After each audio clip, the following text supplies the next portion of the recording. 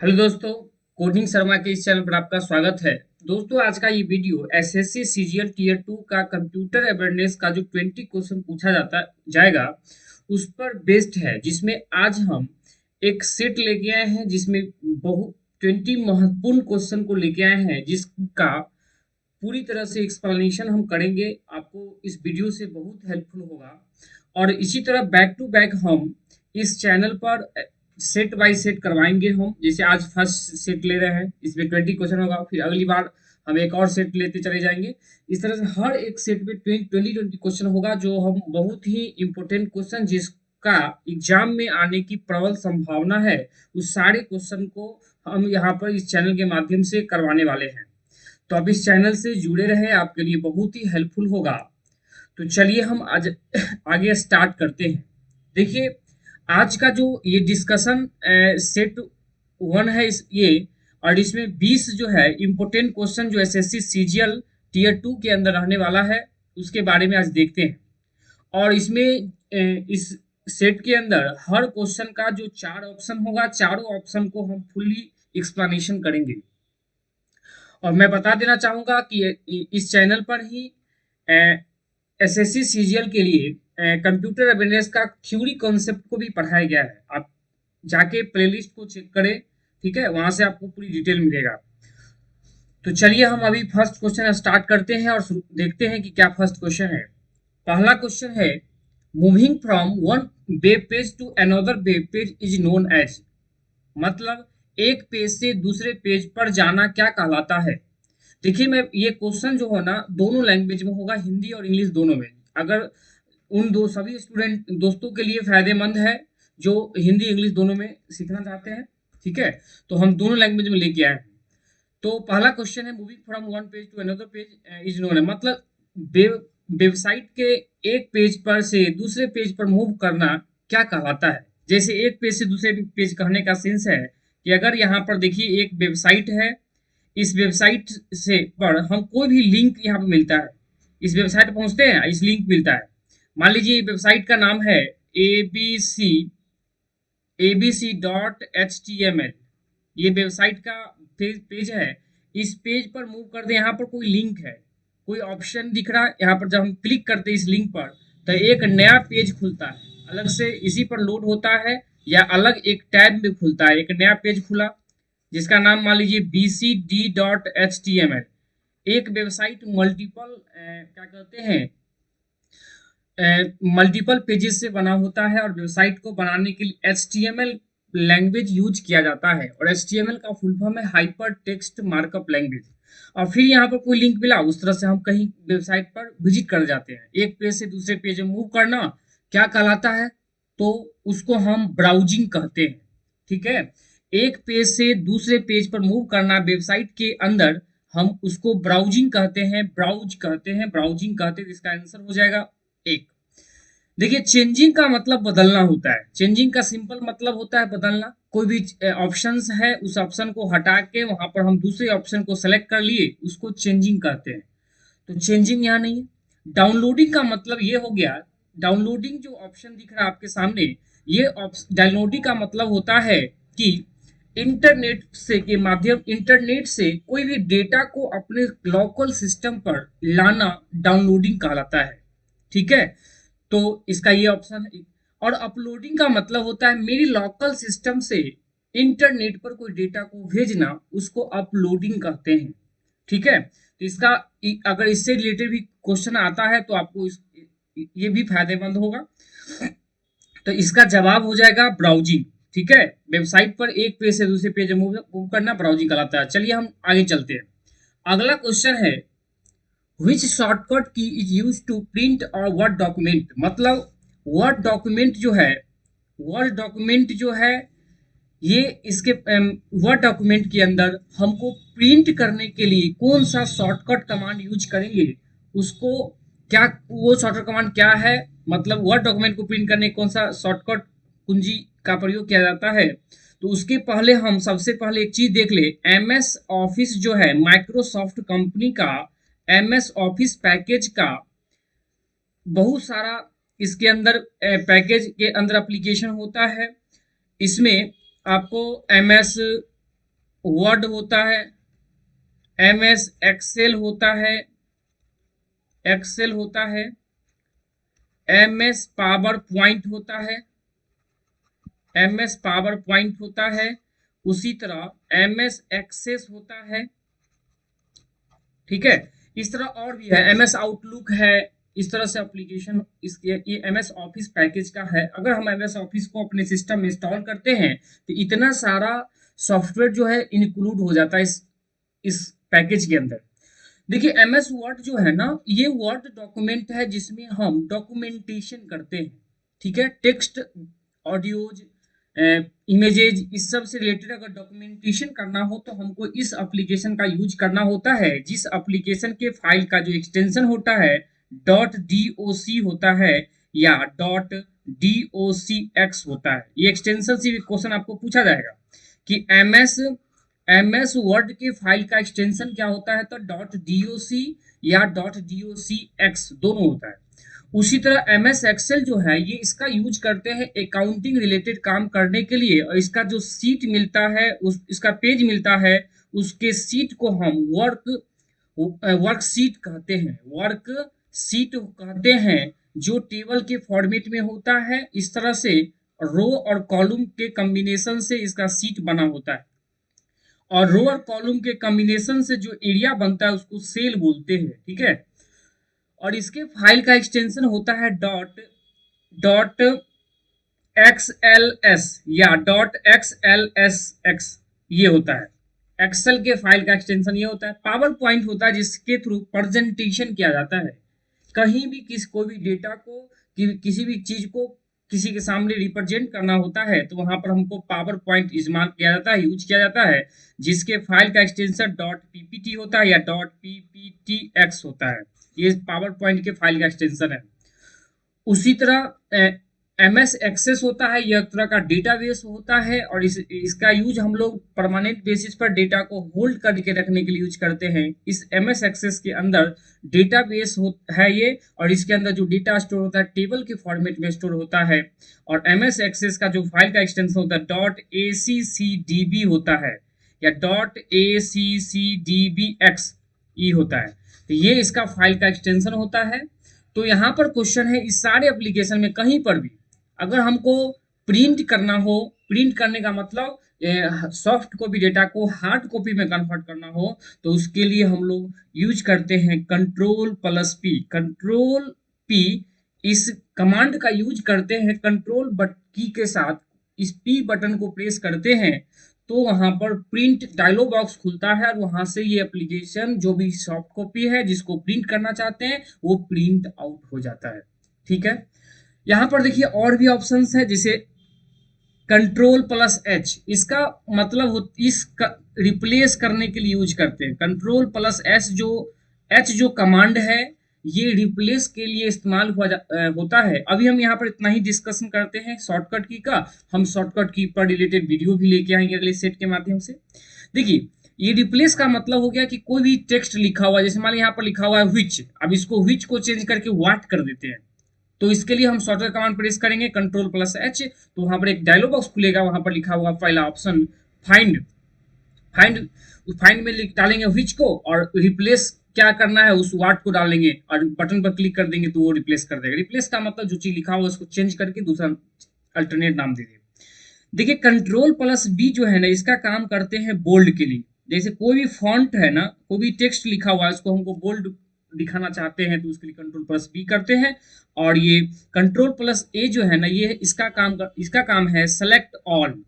हमारे word document के अंदर जितने भी टेक्स्ट लिखे हुए हैं पूरे पेज के अंदर, उसको हम कंप्लीट एक ही बार सेलेक्ट करने के लिए, हम पूरी तरह से सेलेक्ट करने के लिए हम Ctrl+A प्रेस कर देते हैं, ठीक है।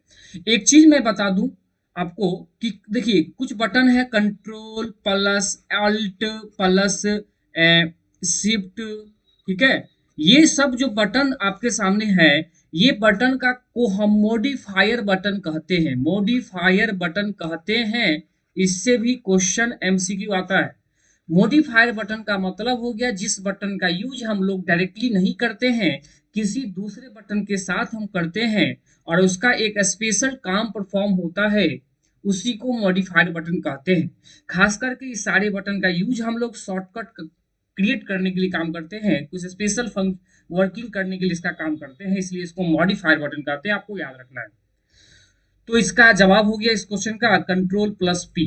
आगे बढ़ते हैं हम। अगला क्वेश्चन है, in Windows operating system start button system tray are main section of, मतलब विंडोज ऑपरेटिंग सिस्टम में स्टार्ट बटन सिस्टम ट्रे का मुख्य भाग है। मतलब स्टार्ट बटन कहाँ होता है सिस्टम के अंदर, आपको हम थोड़ा सा दिखा दे प्रैक्टिकल भी। देखिए आपके सामने यहाँ दिख रहा है इस तरह से, ये देखिए ये दिख रहा है आपको, यहाँ पर सबसे नीचे टास्क बार दिख रहा है, जहां पर आपको ये सारा चीज दिख रहा है। ये टास्क बार में ये यहाँ देखिए यही स्टार्ट बटन है, जिसको हम अभी क्लिक करके आपको एक डायलॉग बॉक्स खोल पा रहे हैं। यही स्टार्ट बटन है, और ये स्टार्ट बटन नीचे वाला जो ये लेयर के ऊपर है, इसी नीचे वाले लेयर को हम कहते हैं टास्क बार कहते हैं। ये तो इसका जवाब हो जाएगा टास्क बार। ठीक है, यही टास्क बार पर स्टार्ट बटन होता है, जिस स्टार्ट बटन को क्लिक करके बहुत सारे ऑप्शंस अवेलेबल होते हैं, जिस ऑप्शन को सिलेक्ट करते हैं और उसको हम ओपन करते हैं। ठीक है, तो टास्क बार का ये हो गया। अब मेनू बार क्या होता है? मेनू बार होता है कि कोई भी विंडो है, इस विंडो के अंदर यहाँ पर मेनू होता है। जैसे आप खोले होंगे होम मेनू, वर्ड डॉक्यूमेंट खोले होम, इंसर्ट, उसके बाद व्यू, इस तरह से होता है। तो ये होम मेनू है जिसके अंदर ऑप्शंस होता है, और इस ऑप्शन होम मेनू पर जब क्लिक करते हैं तो इसके रिलेटेड ऑप्शंस खुलता है, कट, कॉपी, पेस्ट, हेडिंग, ये सारा ऑप्शन जो दिखता है, कलर, ये सब जो है, ये इसको कहते हैं टूल बार। तो ये हो गया टूल बार, इसको कह देंगे मेनू बार। इसी पेज के सबसे टॉप मोस्ट भाग को कहते हैं टाइटल बार। ठीक है, जहां पर उस पेज का इंफॉर्मेशन होता है। ठीक है, और इस पेज के सबसे नीचे में होता है, इसको कहते हैं टास्क बार। जिस टास्क बार एक्चुअल में विंडो का होता है, टास्क बार होता है जहां पर ऑप्शंस दिखता है, उस ऑप्शंस को सेलेक्ट करते हैं। तो यहाँ पर विंडोज ऑपरेटिंग सिस्टम के अंदर जो स्टार्ट बटन होता है वो टास्क बार में होता है। ठीक है, ये आप समझ पा रहे हैं। ठीक है, आगे चलते हैं। अगला क्वेश्चन है, which of the smallest computer memory size, मतलब इनमें से कौन सा सबसे छोटा कंप्यूटर का मेमोरी साइज है। तो कंप्यूटर का मेमोरी का साइज का हम एक्सप्लेनेशन करें तो देखिए, होता है एक बीट बराबर को हम 0 या 1 कहते हैं। 0 और 1 जो है, जो बाइनरी डिजिट है, एक तरह का ये बाइनरी डिजिट है। ये बाइनरी डिजिट जो है ना, ये 0 और 1 होता है।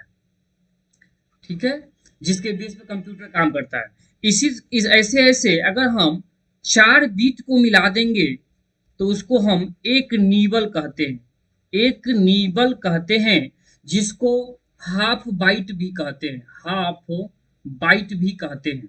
उसी तरह 8 बीट अगर मिलाते हैं तो उससे 1 बाइट बनता है। ठीक है, उसी तरह 1024 बाइट को अगर हम मिलाते हैं तो वहां से 1 किलो वाट बनता है, 1 किलो वाट बनता है। उसी तरह 1024 किलो वाट किलो बाइट को मिलाते हैं तो 1 मेगा बाइट बनता है। उसी तरह 1024 मेगावाइट को मिलाते हैं तो 1 गीगाबाइट बनता है, मतलब जीबी बनता है। उसी तरह 1024 जीबी को मिलेगा तो वहां से 1 टीबी बनेगा, मतलब टेराबाइट बनेगा। उसी तरह 1024 टेराबाइट बराबर होता है 1 पेटाबाइट। उसी तरह 1024 पेटाबाइट बराबर पेटाबाइट होता है। इस तरह से मेमोरी का मेजरमेंट होता है साइज का। ये मेमोरी का साइज है। ठीक है, जैसे हम लोग भी इंटरनेट कनेक्शन लेते हैं, जो हम लेते हैं तो भी 1024 MB होता है, 1 GB का लेते हैं प्लान, या 2 GB लेते हैं। इस तरह से ये मेजरमेंट होता है। तो ये आपको समझ में आ गया। यहाँ पर आपको सबसे छोटा जो दिख रहा है वो बीट है, और यहाँ पर हम जो जहां तक लिखे हैं वो पेटाबाइट सबसे बड़ा है, लार्ज है। तो लेकिन यहाँ पर ऑप्शन के अकॉर्डिंग बोला है सबसे छोटा मेमोरी साइज कौन है, देखिए टेराबाइट, गीगाबाइट, मेगाबाइट, किलोबाइट। तो आपको यहाँ पर दिख रहा है किलो बाइट। इस ऑप्शन के अकॉर्डिंग किलो बाइट जो है ये सबसे छोटा है। इस क्वेश्चन का जवाब होगा किलोबाइट। कि 10 से 24 किलोवाट को मिला देंगे मेगावाट बनेगा, 10 से 24 मेगावाट को मिलाएंगे गीगाबाइट बनेगा, 10 से 24 गीगाबाइट को मिलाएंगे टेराबाइट बनेगा। इस तरह से तो इस ऑप्शन के अकॉर्डिंग सबसे छोटा जो मेमोरी का मेजरमेंट हो गया वो किलोबाइट हो गया। तो उम्मीद करते हैं ये क्वेश्चन समझ में आ गया होगा। आगे बढ़ते हैं। अगला क्वेश्चन है a computer virus is a, माने कंप्यूटर वायरस क्या है। ठीक है, देखिए कंप्यूटर वायरस एक ऐसा सॉफ्टवेयर प्रोग्राम है जो किसी सिस्टम को नुकसान पहुंचाता है, डैमेज करता है उसके फाइल को, ठीक है, उसके सिस्टम को। कंप्यूटर वायरस कभी भी अच्छा हो नहीं सकता है, लेकिन इसी कंप्यूटर वायरस के अगेंस्ट में हम एंटीवायरस डालते हैं। एंटी का मतलब उस वायरस को रिमूव करता है वो। लेकिन एंटीवायरस भी सॉफ्टवेयर प्रोग्राम है, बट उसका कैपेसिटी, उसका पावर उस कंप्यूटर वायरस से ज्यादा होता है, इसीलिए वो एंटीवायरस को खत्म कर देता है वायरस को। जैसे हम लोग भी अपने बॉडी के लिए अगर कोई भी प्रॉब्लम हो जाता है, कोई भी डिजीज हो जाता है, सबसे पहले डॉक्टर जो है एंटीबायोटिक देता है, मतलब जो भी बैक्टीरिया सब है उसको खत्म कर देता है। उसी तरह कंप्यूटर के लिए कंप्यूटर वायरस एक सॉफ्टवेयर प्रोग्राम है जो कंप्यूटर को डैमेज करेगा। ऑप्शन देखिए, पहला ऑप्शन है कि software that save the computer from being damage. मतलब कंप्यूटर वायरस जो है एक तरह का सॉफ्टवेयर है जो सेव करता है किसको, कंप्यूटर को, और फ्रॉम बीइंग डैमेज होने से बचाता है। गलत है, ये ऑप्शन नहीं होगा, ये हो जाएगा एंटीवायरस। अगर एंटीवायरस पूछता ना तो उसका आंसर होता है ये ऑप्शन वाला। ये एंटीवायरस है, डैमेज होने से बचाता है, तो ये ऑप्शन नहीं होगा। अगला है program that spread itself and destroy other program. देखिए ये ऑप्शन सही है, मतलब कंप्यूटर वायरस एक ऐसा प्रोग्राम है, ठीक है, जो फैलता है और साथ साथ डिस्ट्रॉय करता है, खत्म करता है दूसरे प्रोग्राम को। सही, स्वाभाविक है, इसका जवाब यही होगा कि किसी भी सिस्टम में कंप्यूटर वायरस लग गया तो उस सिस्टम के जो भी प्रोग्राम्स है, जो भी एप्लीकेशन है उसको डिस्ट्रॉय करता है, फाइल को डिस्ट्रॉय कर देता है। तो यही आंसर होगा। अगला ऑप्शन भी देख लेते हैं, program that correct and problem your computer. ये सही बात नहीं है, तो ये प्रॉब्लम सही करने के लिए यूज नहीं होता, ये डैमेज करता ही है। और कंप्यूटर वायरस मेल के द्वारा या इंटरनेट के माध्यम से जब भी हम कोई ब्राउजिंग करते हैं तो वहां पर मेरे सिस्टम में आ जाता है, तो मेरे सिस्टम में अगर एंटीवायरस लगा हो तो उसको वो रिमूव कर देता है। ठीक है, चलिए अगला क्वेश्चन। अच्छे, छठा क्वेश्चन है a central processing unit consist of, मतलब एक सेंट्रल प्रोसेसिंग यूनिट जो सीपीयू है उसमें क्या क्या शामिल होता है। ठीक है, देखिए सीपीयू जो होता है ना, इसको ब्रेन ऑफ कंप्यूटर कहते हैं। अगर ब्रेन ऑफ कंप्यूटर को कंप्यूटर बोले तो उसको उसमें सीपीयू का नाम आता है। ये सीपीयू क्या करता है, ये प्रोसेसिंग करने का काम करता है। ठीक है, प्रोसेसिंग करता है। सीपीयू के अंदर एएलयू होता है, अर्थमेट एलयू का full form arithmetical logical unit. CU होता है कंट्रोल यूनिट, और साथ ही साथ इसमें सिस्टम बस होता है। सिस्टम बस होता है जो उस प्रोसेस को, उस इनपुट को आउटपुट तक पहुंचाने का काम करता है। और सिस्टम बस, और साथ ही साथ इसके अंदर रजिस्टर भी होता है जिस रजिस्टर के बेस पर काम करता है। ठीक है, तो इसका आंसर हो जाएगा 3। इसमें ALU arithmetical logical unit, CU मतलब कंट्रोल यूनिट, रजिस्टर, रजिस्टर का मतलब प्रोसेसिंग, वर्किंग, और साथ इंस्ट्रक्शन रजिस्टर में होता है, और इंटरनल बस जिसके माध्यम से वो ट्रांसफर होगा। तो ये सारा जो है ऑप्शन हो जाएगा, एक सीपीयू का भाग हो जाएगा। पहला ऑप्शन था एएलयू और कंट्रोल यूनिट, क्या एएलयू और सीयू होता? नहीं, एएलयू कंट्रोल यूनिट रजिस्टर वाली नहीं, इसमें इंटरनल बस माने सिस्टम बस भी होता है जो उसको ट्रांसफर करता है, एक डेटा को इनपुट से लेके आउटपुट के बीच में कैसे भेजना है, जो प्रोसेसिंग हुआ डेटा मेमोरी में लोड करना, मेमोरी से कैसे आउटपुट डिवाइस करना, इस भेजना, इस तरह से है। ठीक है, चलिए अब सेंट्रल प्रोसेसिंग कहने का मतलब ये बीच का होता है, इनपुट और आउटपुट के बीच का मीडिएटर होता है जो सबसे मेन होता है, जिसको ब्रेन ऑफ कंप्यूटर कहते हैं, बिना इसके काम होगा नहीं। और सीपीयू के अंदर मदरबोर्ड होता है जिसको मेन सर्किट बोलते हैं। ठीक है, तो आगे चलते हैं। अगला क्वेश्चन है what is full form of XML. देखिए एक्सएमएल लिखा हुआ है, क्या होता है एक्सएमएल? अगर मैं एक्सएमएल के बताऊं तो एक्सएमएल का फुल फॉर्म होता है extensible markup language. Extensible markup language, XML का full form extensible markup language है। तो यहाँ पर ऑप्शन हो जाएगा option number 2, extensible markup language. Extensible markup language, तो ये इस क्वेश्चन का जवाब हो जाएगा 2 नंबर। देखिए एक्सएमएल के बारे में थोड़ा सा और समझते हैं। ये एक ऐसा लैंग्वेज है जो यूजर डिफाइन डिफाइन टैग देता है। मतलब इसके अंदर जो भी टैग होता है वो यूजर अपने अकॉर्डिंग डिफाइन करता है, यही एक्सएमएल है। और टैग जो होता है उसको एंगल ब्रैकेट के बीच में हम लिखते हैं, ठीक है। जैसे एक्सएमएल में अगर हम स्टूडेंट नाम का टैग लिखते हैं तो इस तरह से स्टूडेंट का टैग बन जाएगा। एक्सएमएल में यूजर अपनी जरूरत के मुताबिक टैग बना सकता है। एक्सएमएल का यूज बहुत ज्यादा है। जैसे हम कोई भी इसका यूज हम अगर बता दें आपको, जैसे हम अगर आधार कार्ड के ऊपर क्यूआर कोड होता है या कहीं भी क्यूआर कोड दिखता है, उसको हम जब स्कैन करते हैं उसका डिटेल जो आता है, ठीक है, वो डिटेल जो है एक्सएमएल के फॉर्मेट में होता है, ठीक है। और यही एक्सएमएल जो है काम करता है मीडिएटर के रूप में। और एक्सएमएल का यूज ज्यादा है। मीडिएटर का मतलब दो सॉफ्टवेयर प्रोग्राम के बीच में डेटा का आदान प्रदान करने के लिए एक्सएमएल का यूज किया जाता है। और एक्सएमएल जो क्या करते हैं, जो यूजर डिफाइंड टैग देता है, और साथ साथ एक्सएमएल का जो फाइल होता है उस फाइल का एक्सटेंशन जो होता है वो डॉट एक्सएमएल होता है। डॉट एक्सएमएल उस फाइल का एक्सटेंशन होता है। तो इसका जवाब हो गया 2 नंबर। आगे चलते हैं। देखिए एक्सएमएल में एक बात और है, एक्सएमएल के अंदर ही एक चीज होता है डीटी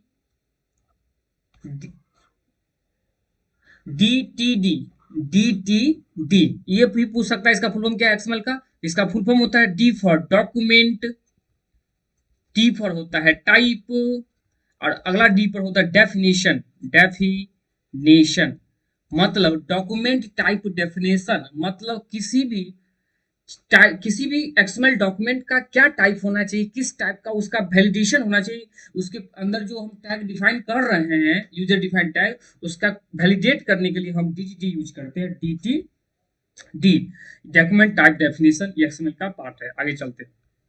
अगला क्वेश्चन है 8 number. What is the process of transferring data और files from online source to local system. देखिए मतलब ऑनलाइन स्रोतों से स्थानीय कंप्यूटर में डेटा या फाइल का स्थानांतरण करने की प्रक्रिया क्या कहलाता है।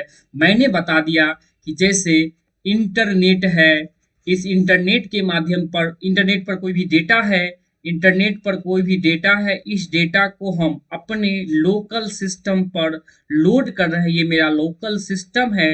इस लोकल सिस्टम पर लोड करते हैं। इस लोड करने की प्रक्रिया को डाउनलोडिंग कहते हैं।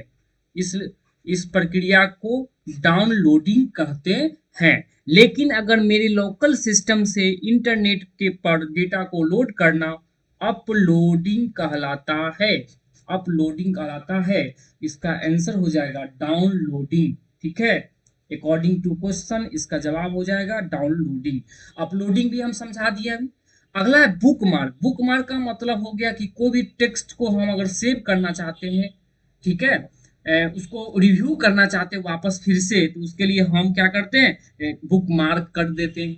तो बुक मार्क एक ऑप्शन होता है जिसमें वो उसको एक स्टोर हो जाता है, उसकी इंफॉर्मेशन वहाँ उसका, और उसको हम कभी भी फिर रिव्यू कर सकते हैं। अगला है जिप करना। जिप का मतलब हो गया कि कोई भी फाइल है उस फाइल को जो है, देखिए जिपिंग क्या कहलाता है। जिपिंग फाइल को करते हैं। जैसे बहुत सारा फाइल है मेरे पास, मान लीजिए फाइल 1, फाइल 2, फाइल 3, इस सारे फाइल को इकट्ठे, या इस फाइल के साथ साथ फोल्डर भी है, इस सब को अगर हम इंटरनेट के माध्यम से भेजना चाहते हैं, कहीं पर शेयर करना चाहते हैं, किसके द्वारा, मान लीजिए मेल के द्वारा, मेल पर इसको जो है इसको भेजना चाहते हैं मेल पर, तो सबसे पहले इस सब फाइल फोल्डर को क्या करना पड़ेगा, हमको एक फाइल में कन्वर्ट करना पड़ेगा जिसको जिप फाइल कहते हैं। Zip file. बस इस पर उस सारे फोल्डर पर क्लिक करना है और राइट क्लिक करके सेंड टू जिप कर देंगे, तो जिप फाइल में कन्वर्ट हो जाएगा और उसको हम क्या कर सकते हैं, मेल सेंड कर सकते हैं। आपको अगर प्रैक्टिकल इस तरह का देखना है तो देखिए, देखिए दोस्तों, जिप फाइल को अगर हम समझते हैं, देखिए यहाँ पे एक फोल्डर है न्यू फोल्डर नाम का। अगर इसको हम मेल पर भेजना चाहते हैं तो मेल पर तो फोल्डर को अपलोड नहीं कर पाएंगे, या मेल पर या किसी भी अदर लोकेशन पर हमको इस फाइल को शेयर करना है फोल्डर को, तो हम इस पर राइट क्लिक करके और यहाँ पर सेंड टू कर देंगे, सेंड टू, और यहाँ लिखा हुआ है send to complex zip folder. अब इसको जैसे ही क्लिक किए तो ये क्या होगा, ये जिप फोल्डर में कन्वर्ट होगा। देखिए इस लोकेशन पर नहीं हो रहा, हम दूसरे लोकेशन पर करके दिखाते हैं आपको। यहाँ से चलेंगे और मान लीजिए कि यहाँ पर बना हुआ है जावा, इसको क्लिक करके कंप्रेस कर देते हैं। तो जैसे ही कंप्रेस किए, देखिए आपके सामने एक फाइल बन जाएगा। देखिए ये बन गया आपको जिप जावा डॉट जिप। अब ये एक फाइल बन गया। अब इस फाइल को हम शेयर कर देंगे जहां पर भी शेयर करना होता हो, ठीक है, यही चीज होता है। तो आपको जिप फाइल समझ में आ गया होगा, हम आगे बढ़ेंगे। अगला है the organization and interconnection of the various component of computer system, माने कंप्यूटर सिस्टम के विभिन्न घटकों का संगठन और परस्पर संबंध को क्या कहते हैं। मतलब कंप्यूटर है, इस कंप्यूटर एक डिवाइस है, इसके अंदर जितने भी कंपोनेंट इसके अंदर लगा हो इंटरनली, उसको हम कंप्यूटर आर्किटेक्चर कहते हैं। मतलब कंप्यूटर आर्किटेक्चर कहते हैं, जिसमें इनपुट आउटपुट प्रोसेसिंग जो भी उसके अंदर मेमोरी है, सब उस कंप्यूटर का परस्पर एक संबंध है, एक दूसरे से जुड़ा हुआ है। कंप्यूटर का हार्ड ड्राइव, उस सारे को कंप्यूटर आर्किटेक्चर कहते हैं। और कंप्यूटर आर्किटेक्चर में कंप्यूटर का इनपुट हार्डवेयर आ जाएगा, प्रोसेसिंग हार्डवेयर आ जाएगा और आउटपुट हार्डवेयर आ जाएगा, ये सारा आता है, जिसको हम कंप्यूटर आर्किटेक्चर कहते हैं। नेटवर्क का मतलब हो गया एक कंप्यूटर से दूसरे कंप्यूटर के बीच में डेटा को शेयर करना, तो हम उसको एक दूसरे को नेटवर्क से जोड़ना पड़ता है, ठीक है। डिजाइनिंग का मतलब डिजाइन करना, कलरफुल करना, उसको फॉन्ट को बदलना, ये सब चीज है।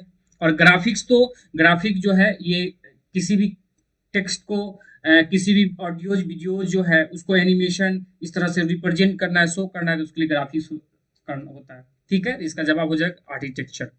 अगला क्वेश्चन है 10 number. The TCP IP suit consist of dash protocol that are used to set up the internet। मतलब टीसीपी आईपी में शामिल होता है जो प्रोटोकॉल जिसका उपयोग इंटरनेट स्थापित करने के लिए किया जाता है, ठीक है। टीसीपी आईपी जो है ना, एक तरह का प्रोटोकॉल है। और कैसा प्रोटोकॉल है, तो ये प्रोटोकॉल है नेटवर्किंग प्रोटोकॉल, नेटवर्किंग प्रोटोकॉल है, ठीक है। और नेटवर्किंग प्रोटोकॉल है। टीसीपी का अगर फुल फॉर्म भी देख ले तो टीसीपी का फुल फॉर्म है ट्रांसमिशन कंट्रोल प्रोटोकॉल, ठीक है। और आईपी का फुल फॉर्म है इंटरनेट प्रोटोकॉल, ठीक है। ये प्रोटोकॉल है और ये नेटवर्क प्रोटोकॉल, इसका जवाब हो जाएगा नेटवर्किंग प्रोटोकॉल, ठीक है। एचटीएमएल एक लैंग्वेज है जिसका फुल फॉर्म होता है हाइपर टेक्स्ट मार्कअप लैंग्वेज, और ये एक प्री डिफाइंड टैग देता है। मैंने अभी थोड़ा देर पहले बताया कि एक्सएमएल जो है ना यूजर डिफाइंड टैग देता है, but HTML pre defined tag देता है। और एचटीएमएल के अंदर बहुत सारा टैग होता है, और एचटीएमएल का जो फाइल होता है उसका एक्सटेंशन डॉट एचटीएमएल होता है, या डॉट एचटीएम भी होता है। अल्फा न्यूमेरिक, मतलब अल्फा न्यूमेरिक का मतलब हो गया कि जो भी हम लोग अल्फा न्यूमेरिक नंबर डालते हैं 1 0 से लेकर 9 तक, वो हो गया। और डेटाबेस क्या होता है, ठीक है। डेटाबेस का मतलब हो गया एक ऐसा इन्वायरमेंट, एक ऐसा सॉफ्टवेयर प्रोग्राम जो एक इन्वायरमेंट देता है जिसके अंदर डेटा फाइल के रूप में परमानेंट बेसिस पर स्टोर हो, और उस फाइल के अंदर जो डेटा होता है वो टेबल में स्टोर हो, और हर एक टेबल दूसरे से रिलेट होता है, जुड़ा होता है। तो डेटाबेस तो आज के डेट में बहुत ही बेहतरीन इसका यूज है, और डेटाबेस पर भी बेस्ट एमसीक्यू लेके आएंगे, डिटेल में एक्सप्लेनेशन करेंगे आगे। देखिए फुल फॉर्म है या डेटाबेस का, यहाँ तो कुछ आ ही गया, इसमें बताएंगे आरडीबीएमएस। इसका फुल फॉर्म होता है relational, D for data base, M for management, S for system. Relational database management system RDBMS का फुल फॉर्म है। देखिए कुछ डेटाबेस सॉफ्टवेयर जैसे ओरेकल, ठीक है, माई एसक्यूएल, एसक्यूएल सर्वर, ठीक है। उसके बाद आपको हम बताए हैं एमएस एक्सेस, ये अभी और भी इसके अलावा ग्लास फिक्स, ये सब चीज़ है। लेकिन यहाँ पर हम इतना बताए हैं, ये सब क्या है, एक डेटा बेस सॉफ्टवेयर है, डेटाबेस सॉफ्टवेयर है। और इस ये जो डेटाबेस सॉफ्टवेयर है ना, ये आरडीबीएमएस पर वर्क करता है। आरडीबीएस का मतलब क्या, रिलेशनल डेटाबेस मैनेजमेंट सिस्टम। कहने का मतलब हो गया, जैसे इसके अंदर जो डेटा होता है वो फाइल में टेबल के रूप में स्टोर होता है, तो इसमें जो डेटा होता है टेबल में स्टोर होने के बावजूद ये डेटा जो है एक दूसरे से जुड़ा होता है। जैसे अगर ई रो है, ये यहाँ पर स्टूडेंट का आईडी देते हैं, नेम देते हैं, एड्रेस देते हैं, कॉन्टेक्ट नंबर देते हैं, उसके बाद क्वालिफिकेशन देते हैं। तो ये कंप्लीट एक रिकॉर्ड जो है ना, ये एक यूजर का पता चलता है इससे। तो यही तो रिलेशनल है, मतलब एक डेटा से सारा डेटा जुड़ा हुआ है। मतलब एक स्टूडेंट का रिकॉर्ड करेंगे तो यहाँ से कंप्लीट एक दूसरे से रिलेटेड है, ठीक है। तो इसी को हम रिलेशनल डेटाबेस कहते हैं। तो इसका आंसर हो जाएगा, देखिए रिलेशनल, पहला option relational database management system, हाँ यही हो जाएगा, relational database management system, RDBMS का फुल फॉर्म है, जो आप याद रखेंगे, ठीक है। आगे चलते हैं, अगला क्वेश्चन है, dash is any device such as PC, printer and another server which request services और रिसोर्सेज फ्रॉम अ सर्वर। मतलब इसमें से क्या चीज जो है ना, एक ऐसा डिवाइस है जो पीसी माने पर्सनल कंप्यूटर है एक तरह का, प्रिंटर या दूसरे सर्वर से रिक्वेस्ट करता है और उससे रिसोर्स प्राप्त करता है। जैसे देखिए, आपको मैं एक डायग्राम से बताऊं, यहाँ पर ये जो है ना एक तरह का मशीन है जो एक सर्वर मशीन है, और यहाँ पर छोटा छोटा ढेर सारा क्लाइंट है, और ये सारा क्लाइंट जो है ना इस सर्वर से जुड़ता है, और जुड़ने के बाद यहाँ से रिसोर्स को प्राप्त करता है, ठीक है, रिसोर्स को प्राप्त करता है। तो इस सारे मशीन को हम क्लाइंट कहते हैं, क्लाइंट कहते हैं। जैसे हम क्या करते हैं, अपना कंप्यूटर में ब्राउजर ओपन करके गूगल सर्वर से हम डेटा मांगते हैं, मान लीजिए कि रिजल्ट एसएससी रिजल्ट प्रेस करते हैं, तो वो क्या करता है, सर्वर पर जाता है और एसएससी का डिटेल लेके आता है और मेरे सिस्टम पर लोड करता है। मतलब मेरे सिस्टम पर एसएससी का रिजल्ट पहले से नहीं था, हम दूसरे मशीन से जुड़े और वहां से क्या करिए, अपना डेटा को लेके आए। यही रिक्वेस्ट और रिस्पॉन्स का जो काम होता है ये क्लाइंट के माध्यम से होता है। क्लाइंट रिक्वेस्ट करता है, सर्वर उसका रिस्पॉन्स करता है। तो ये जो ऑप्शन क्वेश्चन है कि कौन सा ऐसा उपकरण है जो पीसी माने पर्सनल कंप्यूटर, प्रिंटर और सर्वर, जो सर्वर से सेवाओं संसाधन का अनुरोध करता है, रिक्वेस्ट करता है, उस मशीन को हम कहते हैं क्लाइंट कहते हैं। समझ में आ गया होगा, सर्वर भी क्लियर हो गया। देखिए लैन यहाँ पर है, आपको हम नेटवर्किंग अरेंजमेंट सिखाएंगे, तो वहां पर एक लैन है जिसका फुल फॉर्म होता है लोकल एरिया नेटवर्क, ठीक है।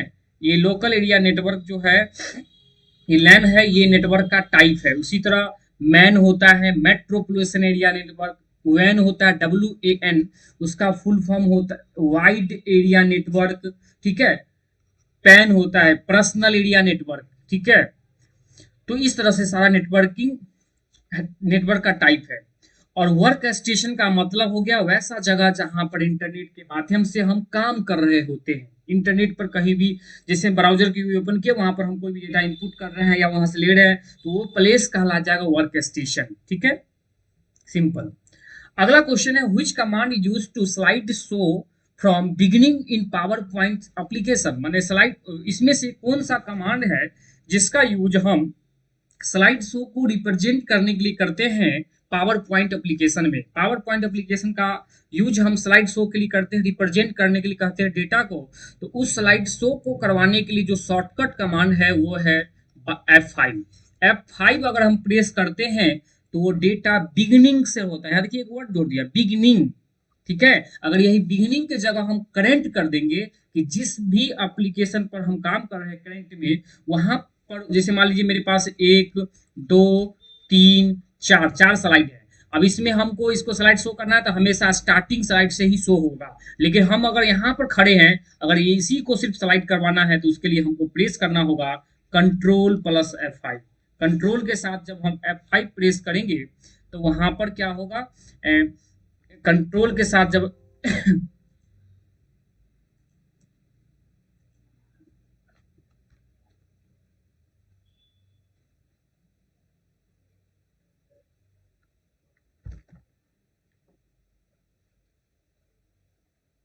देखिए दोस्तों, कुछ प्रॉब्लम आ गया था इस एप्लीकेशन में, जो क्लोज हो गया, हम फिर से स्टार्ट कर रहे हैं। यहाँ पर देखिए स्लाइड शो को हमको अगर बिगनिंग से शुरुआत करना है तो उसको हो जाएगा F5। लेकिन अगर हमको करेंट से करना है तो उसका जवाब हो जाएगा शिफ्ट प्लस F5। ये क्या करेगा? करंट स्लाइड शो करेगा, करंट स्लाइड शो कराएगा। मतलब हम जहाँ खड़े हैं वो करंट स्लाइड शो करवाना है ना, तो उसके लिए हम शिफ्ट के साथ F5 प्रेस करेंगे। ठीक है, ये चीज है। अब F4 जो है ये एप्लीकेशन के अकॉर्डिंग इसका वर्किंग चला चेंज होता है। देखिए आगे अगला क्वेश्चन है, कंट्रोल शिफ्ट अल्ट की आर नोन एज। इस कंट्रोल अल्ट इस की को क्या बोलते हैं? तो ये एक तरह का मॉडिफाइड की है जो हम पहले से बता चुके हैं, इसका एक्सप्लेनेशन दे चुके हैं। ठीक है, आगे बढ़ते हैं। अगला है question, which of the binary value of 25, मतलब 25 का बाइनरी मान क्या होगा इसमें से। देखिए बाइनरी वैल्यू कैसे निकालते हैं किसी भी डेसिमल नंबर का, बाइनरी वैल्यू कैसे कैलकुलेट करते हैं, उसका शॉर्टकट कमांड है। देखिए 1 2 4 8 16 32 64 128, इस तरह से बढ़ाते चल जाएंगे। जैसे 25 का लिखना है ना, तो देखिए 25 कैसे कैसे पूरेगा। यहाँ से देखिए 16 लेंगे, तो जिसको लेना माने 1 देना, यहाँ 1 16 और 8, 16 और में 8 जुटेगा तो हो जाएगा 24, और हमको 25 लेना है तो यहाँ से 1 लेना पड़ेगा और बीच का वैल्यू 0 कर देंगे। मतलब 1 1 0 0 1, यही है वैल्यू। यही जो वैल्यू है ये बाइनरी वैल्यू है। तो ऑप्शन के अकॉर्डिंग 1 1 0 0 1 ये ऑप्शन हो जाएगा, ये हो जाएगा 24। जैसे हम अगर किसी दूसरे वैल्यू का दिखा दें, जैसे मान लीजिए 67 का अगर हम बाइनरी दिखाते हैं, तो देखिए इसको मिटाते हैं थोड़ा सा हम, 67 का बाइनरी क्या होगा वो बताते हैं। इसको भी मिटा लेते हैं।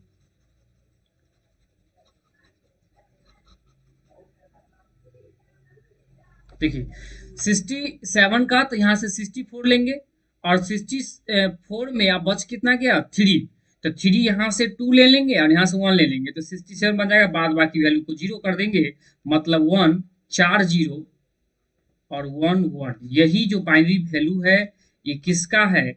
67 डेसिमल वैल्यू का है। तो उम्मीद करते समझ में आ गया होगा, और इसको याद रखिए, यहाँ से बाइनरी निकाल सकते हैं। देखिए एक डिविजनल मेथड भी है, जैसे यहाँ पर 67 को आप 2 से डिवाइड लगाएंगे इस तरह से। यहाँ देखिए 32 दूना 32 33 दूना 66, और यहाँ से क्या होगा, एक रिमाइंडर बचा, फिर 2 से लगाएंगे। यहाँ से क्या होगा 16 दूना 32, फिर एक रिमाइंडर लिखेंगे, फिर यहाँ से 2 से डिवाइड लगाएंगे। इसको थोड़ा ऊपर कर ले, देखिए। तो अब यहाँ पर क्या है कि देखिए फिर 2 से डिवाइड लगाएंगे, 8 आएगा, 0 देंगे। फिर 2 से डिवाइड लगाएंगे, फिर 4 आएगा, 0 देंगे। फिर 2 से डिवाइड लगाएंगे, 2 2 जा 4, 0 लिखेंगे। फिर 2 से डिवाइड लगाएंगे, 2 1 जा 2, 0 लिखेंगे। ठीक है, इस तरह से नीचे से ऊपर की और वैल्यू लिख लेते हैं। तो माने 1 0 0 0 0 1 1, इस तरह से भी है। लेकिन आप उससे बेहतर तरीका जो है ये क्या कहते हैं, ये है, इसको याद रखेंगे। अगला क्वेश्चन है, file extension of MS word. MS word के फाइल का एक्सटेंशन बता चुके हैं, डॉट डॉक होता है, डॉट टीएक्सटी, टीएक्सईटी नहीं, डॉट टीएक्सटी। ये जो है ना, ये नोट पैड के फाइल का एक्सटेंशन है, ये पूछा जाएगा, याद रखेंगे। डॉट पीडीएफ, पीडीएफ डॉक्यूमेंट जो पीडीएफ फाइल है उसके एक्सटेंशन है डॉट पीपीटी, बता चुके हैं। पावर पॉइंट के फाइल का एक्सटेंशन है। ठीक है, आगे बढ़िए। The main page of the website is called, website के मेन पेज को क्या कहते हैं? तो वेबसाइट के मेन पेज को कहते हैं होम पेज कहते हैं। जैसे वेबसाइट है ये, इस वेबसाइट में ढेर सारा क्या कहते हैं पेज, इसमें लिंकिंग है, इतना सारा पेज लिंक है। लेकिन सबसे पहले वेबसाइट खोलते हैं तो ये पेज खुल के आता है, इसी पेज को हम होम पेज के बारे में समझते हैं। अगला है by default alignment of the text in document. माने जैसे देखिए अब अगर ये डॉक्यूमेंट है, इसमें बाय डिफॉल्ट अगर लिखना शुरू करते हैं तो लेफ्ट से लिखते हैं। जैसे आपको सामने भी मॉनिटर दिख रहा है, इसमें जो स्लाइड जो दिख रहा है, यहाँ पर हम सबसे पहले बाय डिफॉल्ट लेफ्ट से लिखना शुरू करते हैं, इसी को लेफ्ट अलाइनमेंट कहते हैं। तो याद रखेंगे लेफ्ट अलाइनमेंट, इसका इस लेफ्ट अलाइनमेंट करने के लिए कंट्रोल प्लस एल यूज करते हैं। जस्टिफाई है, कंट्रोल प्लस ई प्रेस करते हैं तो जस्टिफाई होता है। राइट अलाइनमेंट के लिए कंट्रोल प्लस आर प्रेस करते हैं, और सेंटर अलाइनमेंट के लिए कंट्रोल प्लस ई करते हैं इसके लिए, और जस्टिफाई के लिए कंट्रोल प्लस जे करते हैं। सुधार लेंगे थोड़ा सा, और सेंटर के लिए कंट्रोल प्लस ई करते हैं, सेंटर अलाइनमेंट हो गया। आप सब अलाइनमेंट दिखा दे, ये इस तरह से लिखेगा लेफ्ट से लेफ्ट अलाइनमेंट हो गया, इस तरह से अगर लिखाता है डेटा तो ये हो गया राइट अलाइनमेंट, और इस तरह से बीच में आएगा तो ये हो जाएगा सेंटर अलाइनमेंट। और जस्टिफाई का मतलब हो गया यहाँ से स्टार्ट होकर यहाँ इंड हो हर एक लाइन, तो ये जस्टिफाई कहलाता है। ठीक है, समझ में आ गया होगा ये क्वेश्चन। अगला चलिए, spam email is called, spam email को क्या कहते हैं? जो भी मेल कहीं भी हमको मिलता है, अगर वो अनवांटेड मेल है, अनवांटेड मेल का मतलब वो मेल का जो रिक्वायरमेंट होता है इंटरनली, जो उसका नियम है, उस नियम को फॉलो नहीं किया उसको सेंड होने में, उसको हम अनवांटेड मेल कहते हैं। और अनवांटेड मेल को अनसॉलिसिटेड मेल कहा जाता है। तो जब भी कोई मेल इस तरह का हमको पहुंचता है अनवांटेड मेल, अनसॉलिसिटेड मेल, तो वो स्पैम नाम के एक ऑप्शन होता है ईमेल के अंदर, वहां पर जाके ये पहुंचता है, वहां से हम निकाल लेते हैं। और ये मेल का जो है बाय डिफॉल्ट 30 डेज का लाइफ होता है, इसमें आया हुआ मेल 30 दिन के बाद ऑटोमेटिक डिलीट हो जाता है। ठीक है, चलिए अगला है, M S Windows is the type of software. देखिए 20 नंबर क्वेश्चन, लास्ट क्वेश्चन है, M S Windows is which type of software. M S Windows जो है ये किस टाइप का सॉफ्टवेयर है? एम एस विंडोज किस टाइप का सॉफ्टवेयर है? इसका फुल फॉर्म है, देखिए GUI, इसका फुल फॉर्म होता है ग्राफिकल यूजर इंटरफेस। ठीक है, ये GUI है, तो ग्राफिकल यूजर इंटरफेस GUI है। और ये GUI जो है, इसका जवाब यही हो जाएगा कि जो MS विंडोज ऑपरेटिंग सिस्टम जो है ये GUI का फैसिलिटी लाया। इससे पहले भी और भी ऑपरेटिंग सिस्टम था, लाइनेक्स, यूनिक्स, इसमें GUI का कॉन्सेप्ट नहीं था, वो सिंगल यूजर इंटरफेस था, वहां पर कमांड बेस्ड ऑपरेटिंग सिस्टम था। लेकिन यहाँ पर ये GUI एप्लीकेशन, GUI इंटरफेस है। GUI का मतलब होता है कि जैसे किसी भी आइकन, जैसे मान लीजिए यहाँ पर ये आइकन बना हुआ है, तो यूजर क्या है, डायरेक्टली इससे कनेक्ट होकर इस पर जब क्लिक करता है तो कोई भी काम परफॉर्म होता है, वो जो चीज ओपन होके हमको वो भी शो होता है, इसी को GUI कहते हैं। ठीक है, तो दोस्तों आज के लिए ये डिस्कशन यहीं तक रखते हैं। हर दिन हम 20 क्वेश्चन लेके आएंगे, और बहुत ही इंपॉर्टेंट हम क्वेश्चन लेके आएंगे, और आपके लिए बहुत फायदेमंद होगा। आप जरूर देखें वीडियो को, और लाइक कर ले, अपने दोस्तों में शेयर करें। थैंक यू दोस्तों।